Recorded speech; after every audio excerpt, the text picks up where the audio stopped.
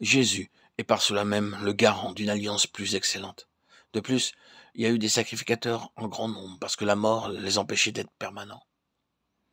Mais lui, parce qu'il demeure éternellement, possède un sacerdoce qui n'est pas transmissible.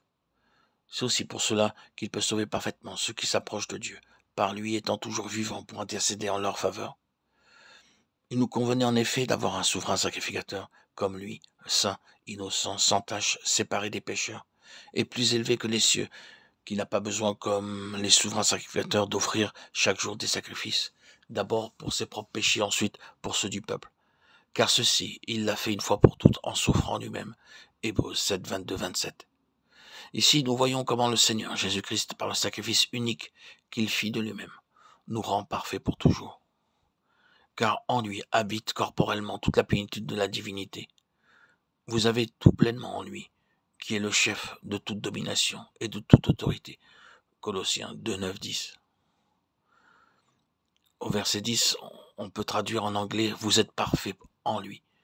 Notre Seigneur Jésus-Christ, en sa qualité de souverain sacrificateur, exerce continuellement son ministère en notre faveur, plaidant, intercédant, étant pour nous notre avocat auprès de Dieu à cause de nos continuelles faiblesses et de nos défaillances.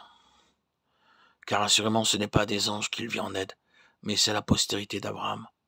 En conséquence, il a dû être rendu semblable en toutes choses à ses frères, afin qu'il fût un souverain sacrificateur miséricordieux et fidèle dans le service de Dieu, pour faire l'expiation des péchés du peuple. Car, ayant été tenté lui-même dans ce qu'il a souffert, il peut secourir ceux qui sont tentés. Hébreux 2, 16, 18. Si le Seigneur Jésus-Christ l'avait voulu, il aurait pu venir sur la terre sous la forme d'un ange.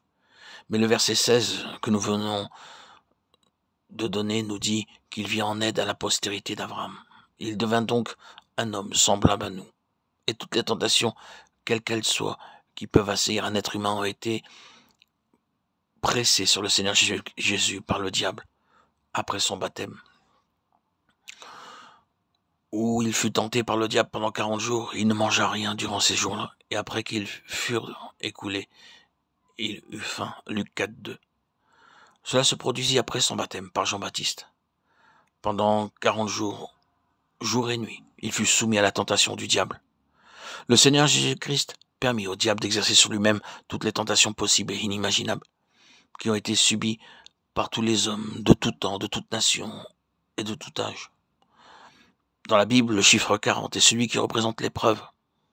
Maintenant, nous pouvons nous imaginer comment le diable fit approcher du Seigneur Jésus-Christ, l'une après l'autre, toutes les tentations possibles à un être humain de toute race et de toute origine.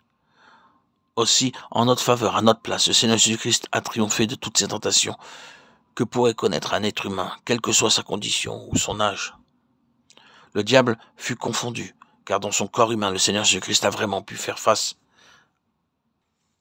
à toutes ces tentations de tout genre, multiples et variées.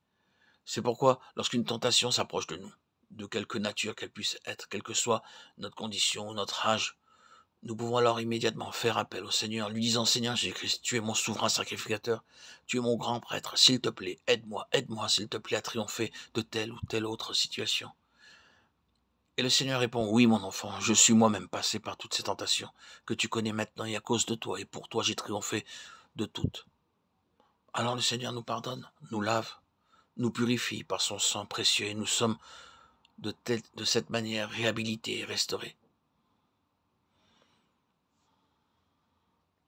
Car ayant été tenté lui-même dans ce qu'il a souffert, il peut secourir ceux qui sont tentés. Hébreux 2, 18. Ce verset signifie qu'il est capable de nous secourir, de nous aider, parce qu'il a lui-même passé par ces tentations.